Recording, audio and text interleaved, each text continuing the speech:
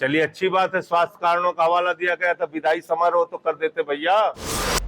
बच्चे रो रहे हैं, वो योगी जी को सुनाई नहीं दे रहा है, तो हम शंख बजाएंगे, थाली पीटेंगे। तो हमने डपोर शंखों के लिए ये योजना लागू की है। अब बिहार में चुनाव का कोई मतलब नहीं है। ये डपोर शंख सरकार है, सबको अनपढ़ बना के रखना चाहती है।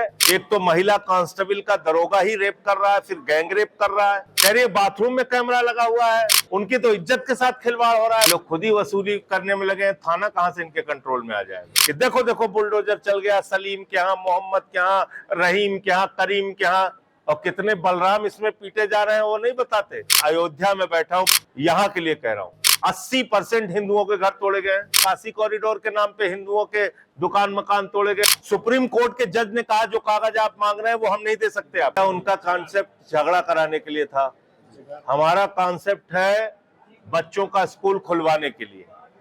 बच्चे रो रहे हैं गेट पकड़ के, वो योगी जी को सुनाई नहीं दे रहा है, तो हम शंख बजाएंगे, थाली पीटेंगे। हो सकता है मोदी जी को सुनाई पड़े, क्योंकि देखिए मोदी जी का तरीका क्या है, वो कहते हैं कोरोना से ठीक होना है, दवा मत करो, ताली बजाओ, थाली बजाओ।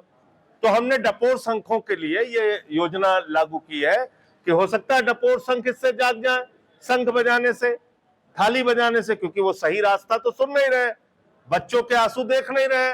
तो डपोर शंखों को जगाने के लिए ये एक तरीका, नया आधुनिक तरीका जो बीजेपी वालों को पसंद है, वो हमने निकाला। गोरखपुर में सांसद है, गोरखपुर के सांसद रवि किशन, जो कि बुलडोजर की हमेशा बात करते हैं और स्वयं अपने सांसद के ऊपर आरोप लगा रहे हैं कि आपका घर जो है वो नाले के ऊपर अवैध निर्माण। तो क्या आप लोग मांग करेंगे बुलडोजर की उनके ऊपर? देखिए ऐसा है, भारतीय जनता पार्टी, मैं पूरे जिम्मेदारी से इस बात को कह रहा हूं, और अयोध्या में बैठा हूं, प्रभु श्री राम की नगरी में, यहां के लिए कह रहा हूं। उठा के रिकॉर्ड देख लीजिए, 80% हिंदुओं के घर तोड़े गए हैं, उनकी दुकानें, उनके मकान तोड़े गए हैं। 100 साल पुराना जो उनका घर था उसको तोड़ दिया गया है, कई पुराने मंदिर तोड़ दिए गए हैं इसी अयोध्या में। मैं काशी गया था, काशी में बहुत सारा, काशी कॉरिडोर के नाम पे हिंदुओं के दुकान मकान तोड़े गए हैं। संत रविदास जी के गेट के सामने जो चाची की कचौड़ी की दुकान और पहलवान लस्सी की दुकान थी, 42 दुकान तोड़े गए। मैं गया था वहां पे, सब के सब हिंदू हैं। तो खाली ये बुलडोजर के नाम पे, और भाजपा के नेता और सांसद इस बात पे खुशी की लहर लोगों में पैदा करते हैं कि देखो देखो बुलडोजर चल गया, सलीम के यहाँ, मोहम्मद के यहाँ, रहीम के यहाँ, करीम के यहाँ, और कितने बलराम इसमें पीटे जा रहे हैं वो नहीं बताते। कितने अग्रहारी, कितने गुप्ता, कितने यादव, कितने तिवारी शहीद हो रहे हैं ये नहीं बताते। तो ये सवाल है। SIR एक घोटाला है चुनाव का, और प्रधानमंत्री जी और भारतीय जनता पार्टी ने चुनाव आयोग के साथ मिलकर बिहार के चुनाव के जीत का प्रमाण पत्र चुनाव से पहले ही हासिल कर लिया है। इसलिए अब बिहार में चुनाव का कोई मतलब नहीं है। 52 लाख वोट काटे जा चुके हैं। बहिष्कार के सवाल पे हमारी पार्टी जो निर्णय लेगी उसके बारे में तब आपको आधिकारिक जानकारी देंगे, लेकिन मेरा अपना मानना है कि 52 लाख वोट कटने के बाद अब बिहार के चुनाव का कोई मतलब बचता नहीं है। धनखड़ जी के इस्तीफे पे मैं बता चुका आपको कि ये जो फैसला है इससे पूरा देश अचंभित है, हैरान है, परेशान है। लोगों को समझ में नहीं आ रहा ऐसा कैसे हो गया। तो इसलिए प्रधानमंत्री जी को स्थिति स्पष्ट करनी चाहिए। चलिए अच्छी बात है, स्वास्थ्य कारणों का हवाला दिया गया था, विदाई समारोह तो कर देते भैया, वो काहे नहीं किए। जिस तरह चुनाव आयोग विदाई समारोह में तो स्वास्थ्य कारण कोई समस्या नहीं लाता, 5 मिनट बुला के उनको एक विदाई समारोह कर देते। इतना तो न्यूनतम सम्मान करना चाहिए था कि नहीं करना चाहिए था, बताइए। देखिए 27 जुलाई को डपोर शंखों को जगाओ, शंख बजाओ अभियान पूरे प्रदेश में आम आदमी पार्टी उन सरकारी स्कूलों के सामने चलाएगी जहां के स्कूल बंद करने का आदेश बीजेपी सरकार ने, योगी आदित्यनाथ जी ने दिया है। और ये डपोर शंख सरकार है, सबको अनपढ़ बना के रखना चाहती है, सबको अंगूठा टेक बना के रखना चाहती है। इसलिए मैं लोगों से अपील करता हूं, उत्तर प्रदेश की जनता से भी, कि इस अभियान में बढ़ चढ़ कर हिस्सा लीजिए। जो स्कूल बंद हुए हैं वहां बच्चों के अभिभावक और हमारे पार्टी के कार्यकर्ता पहुंचेंगे। वहां डपोर शंखों को जगाओ, शंख बजाओ, थाली बजाओ अभियान चलाएंगे। और बाकी हमारा 2 अगस्त का आंदोलन है, जिसकी जानकारी हम पहले दे चुके हैं। अभी हाई कोर्ट का एक डबल बेंच का फैसला आया है, उसका पूरा आदेश पढ़ने के बाद और स्थिति स्पष्ट होगी। फिलहाल ये पता चला है कि आगे स्कूल बंदी ना हो, इस बात का आदेश हाई कोर्ट ने दिया है। अभी अपने कानून व्यवस्था की बात की, उत्तर प्रदेश कानून व्यवस्था बद से बदतर है। और अभी जो मामला सामने आया है, 2 प्रकरण है। एक तो महिला कांस्टेबल का दरोगा ही रेप कर रहा है, फिर गैंग रेप कर रहा है, तो महिला कांस्टेबल सुरक्षित नहीं है। और दूसरा ट्रेनिंग सेंटर जो मुख्यमंत्री जी के गृह जनपद में है, गोरखपुर में, वहां महिला पुलिसकर्मी जो ट्रेनिंग के लिए गई हैं, उनकी कंप्लेन तो बहुत ही गंभीर है।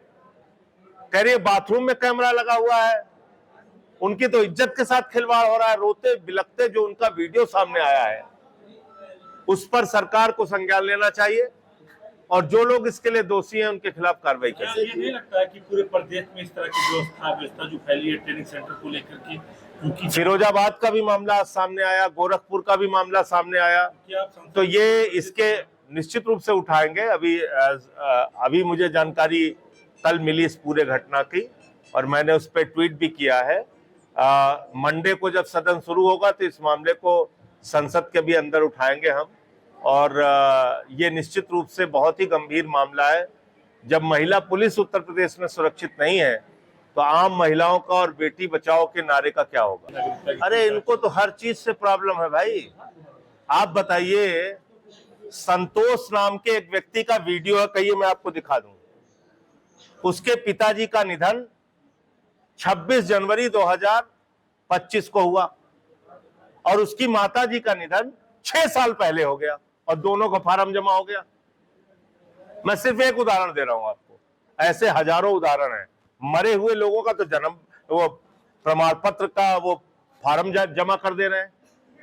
आप बताइए, अभी आपसे हमसे कहा जाए कि भाई आप अपना जन्म प्रमाण पत्र दिखाओ तब मतदाता सूची में आपका नाम आएगा, ये कोई तरीका है? सुप्रीम कोर्ट के जज ने कहा जो कागज आप मांग रहे हैं वो हम नहीं दे सकते आपको, तो आम आदमी कहां से देगा? इसमें गरीबों का, दलितों का, पिछड़ों का वोट बड़े पैमाने पे कटेगा। और एक बात मैं आपको बता दूं, ये जन्म प्रमाण पत्र मांगने का तो कोई कारण ही नहीं बनता, क्योंकि जब आप आधार कार्ड बनाते हैं उसमें बायोमेट्रिक लेते हैं, रेटिना लेते हैं, उसमें सारी जानकारी लेते हैं। आपकी खुद की मतदाता सूची जिसके आधार पे लोग वोट डाल चुके हैं, आप कह रहे हैं उसको भी नहीं मानेंगे। आपका खुद का वोटर कार्ड जो दिया हुआ है उसको भी नहीं मानेंगे आप, तो आप मानेंगे क्या? इसका मतलब आपका मिला जुला खेल चल रहा है। सांसद जी, दिल्ली में थाना स्तरीय समितियां गठित हो रही है, क्या कहेंगे आप? अभी सुप्रीम कोर्ट ने भी चिंता जाहिर की है दिल्ली में जिस तरीके से अपराध बहुत तेजी के साथ बढ़ रहा है, और मुझे लगता है कि ये थाना स्तरीय कमेटी से काम नहीं चलेगा। वहाँ जो मौजूदा सरकार है भारतीय जनता पार्टी के, उनके नेता, ये लोग खुद ही वसूली करने में लगे हैं। थाना कहाँ से इनके कंट्रोल में आ जाएगा? एक महिला की निजता के बारे में किसी भी प्रकार की ऐसी जानकारी लेने का आदेश कोई अधिकारी दे, ये पूरी तरह से अनुचित भी है और उसकी इज्जत के साथ खिलवाड़ भी है। आम आदमी पार्टी लगातार स्कूलों को बचाने के लिए संघर्ष कर रही है और भारतीय जनता पार्टी ने अभियान चला रखा है पूरे देश में। स्कूल बचाओ अभियान चला रहे हैं, बीजेपी वाले स्कूल बंद करो अभियान चला रहे हैं। 27,308 शराब के ठेके, मधुशालाएं उत्तर प्रदेश में खोली गई बीजेपी की सरकार के द्वारा, योगी मोदी की डबल इंजन की सरकार के द्वारा, और 27,000 स्कूल बंद करने की इनकी योजना है। 5,000 स्कूल बंद करने का आदेश हो गया। इस मामले बहुत सारे संगठनों ने और बच्चों के अभिभावकों ने हाई कोर्ट में याचिका दायर हो गई, और अभी जब मैं आपके पास आ रहा था तो मुझे जानकारी मिली कि डबल बेंच ने, लखनऊ हाई कोर्ट के डबल बेंच ने स्कूलों को बंद करने के फैसले पर रोक लगाई है।